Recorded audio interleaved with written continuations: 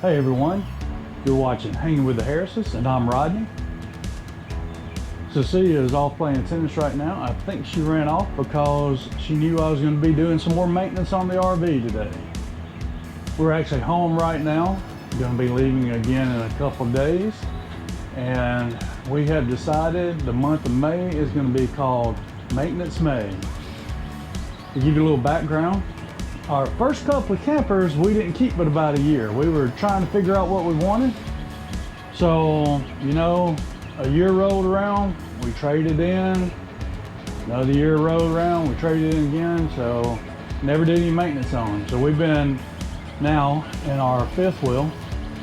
You see behind us for a little over a year. It's the camper we've decided is going to take us for most of the rest of our camping years.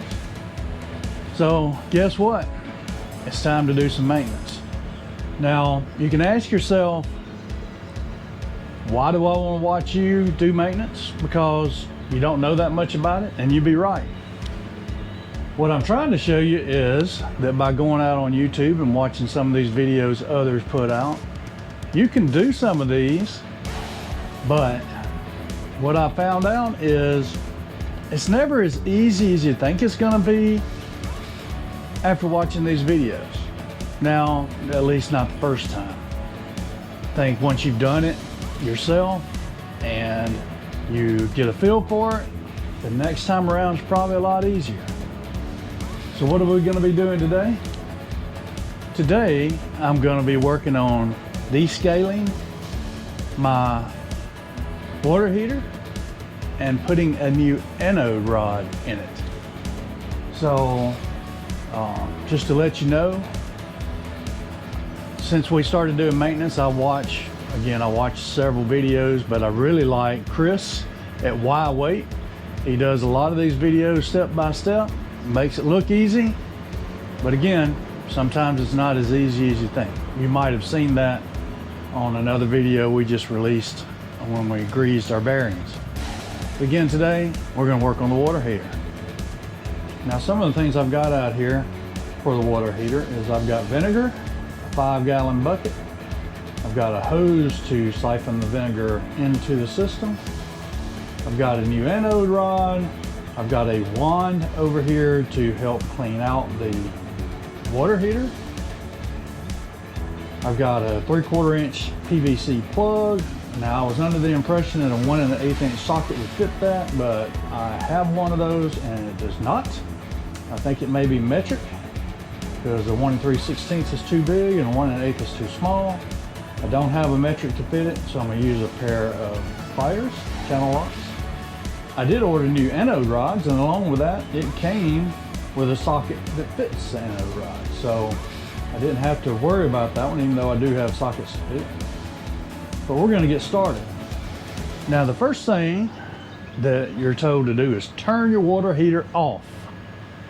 Turn it off, and then go inside your camper and run your hot water until all the hot water is gone, so that the water won't be hot when you take the anode rod out in a little bit. However, I'm going to skip that step only because we came home yesterday. The water heater has not been on all day.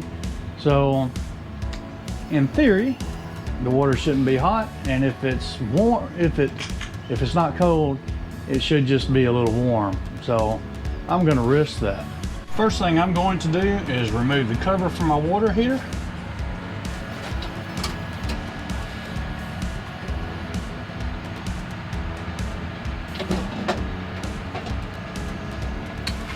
And then I'm going to relieve the pressure here.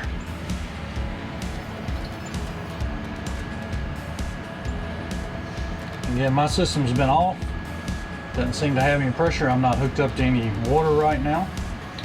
So next thing I'm going to do is I am going to pull the anode rod right here. So I'm going to find my wrench. I'm going to take that out.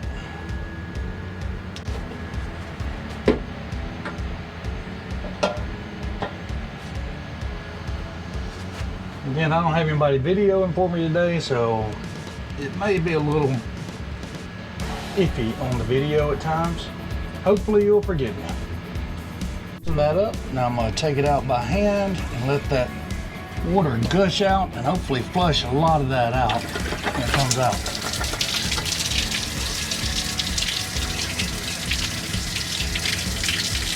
While that's draining, you can take a look at my anode rod. It does look like it needs to be replaced. And luckily I've got a couple. So now that the tank is drained, I'm going to use my wand and get up in the tank and wash it out. I'll turn it on and go up in that hole and try to spray it out the best I can.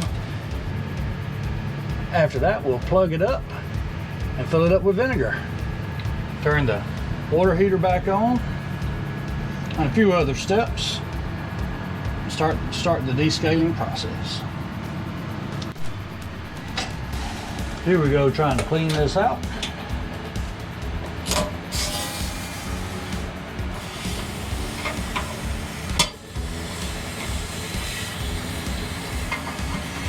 We'll wash around in there a little bit.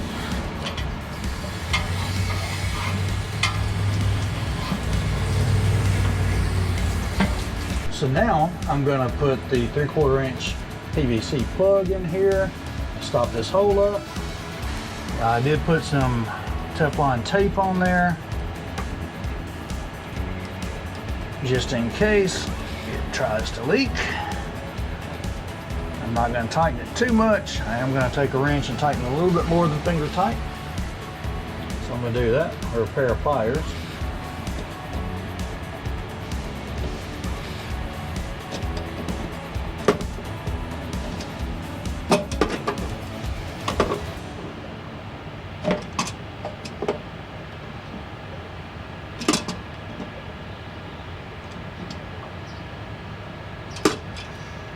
We're going to leave the pressure relief valve open. Come in. Now we're going to come in here and we're going to set our valves to winterize, which it looks like it's set to winterize now.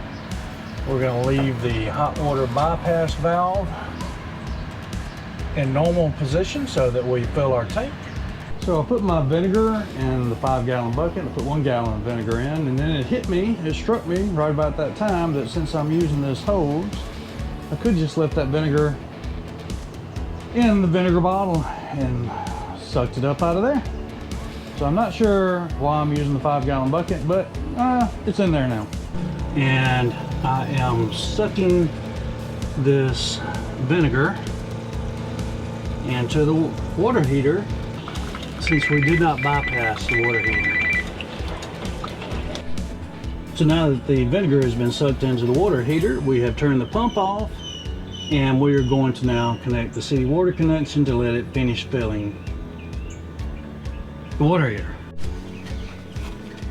So we're connected up. Again, we are leaving the water heater in normal mode. We're going to watch for water to start coming out of the pressure relief valve, and when it does, we're going to turn the water off. So that will be a sign that the water heater is full, and then we will also switch our water heater into bypass mode. This will help ensure that nobody uses the hot water while it's got vinegar in the tank.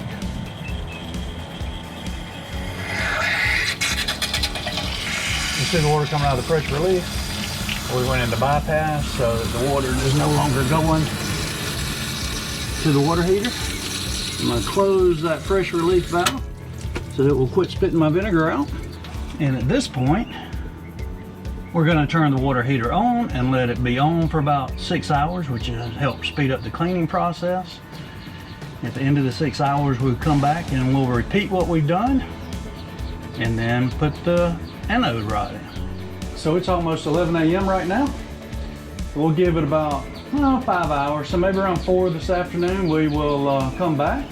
We will run the vinegar out of the water heater by running the faucets inside and turn the water heater off so that we can get cool water in there, so we can come back in again, flush the tank, put the anode rod in.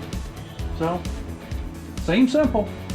And so far I hadn't run into any issues. Just trying to make sure I don't forget something. So it's getting close to 4 o'clock in the afternoon now. About time to finish this job up. So our first order of business is to unbypass or turn off the bypass to the water heater. So we're going to do that.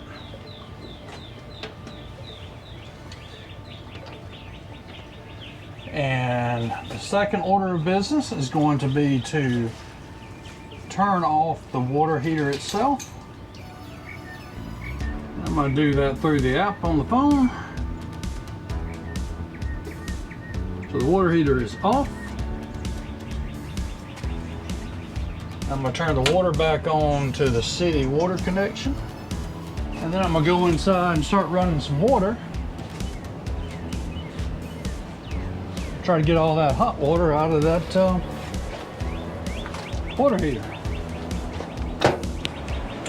So I'm going to take care of that. And I'll come back and get back with you in just a minute. So now that we have the hot water out of the water heater, we're going to turn the city water off and put my cover back on my water heater. We're going to take that off.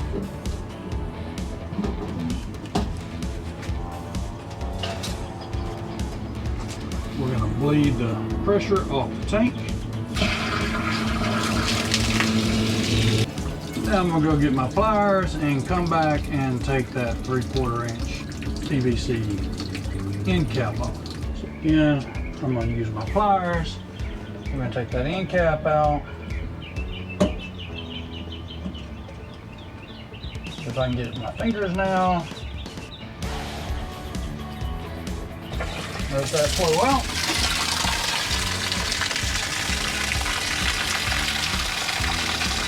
While that's flowing out, I'm going to go get my wand and stick back up in there and rinse it out one more time. And then we'll be ready to put the anode rod back in. So again, I'm going to take my wand, go back up in here, wash it out good, see if I can get anything else out. Then I'll put some tape on that anode rod and thread it back up in there, tighten it up, take the pressure off, turn the pressure valve off, and then turn the water back on. Just to show you another quick look at the old anode rod versus the new anode rod that's about to go in there. Again, we're going to put some pipe tape on there, thread it back up in there carefully, start filling it back up, turn the pressure relief back off, and we should be good to go. Here we go, putting the anode rod back in. Try to make sure it gets threaded in properly. We don't want it to get any cross threading.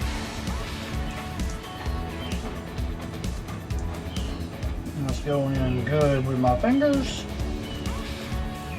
Good. I'm going to use the socket now. Get a little bit tighter.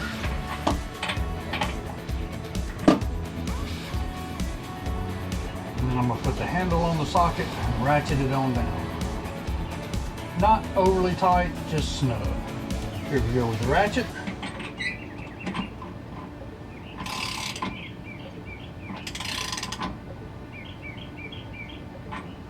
That should be snug.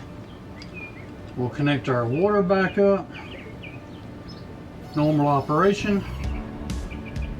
Leave the pressure relief valve open until the water heater fills up, and then close that. And we should be good to go. Here we go, filling it up.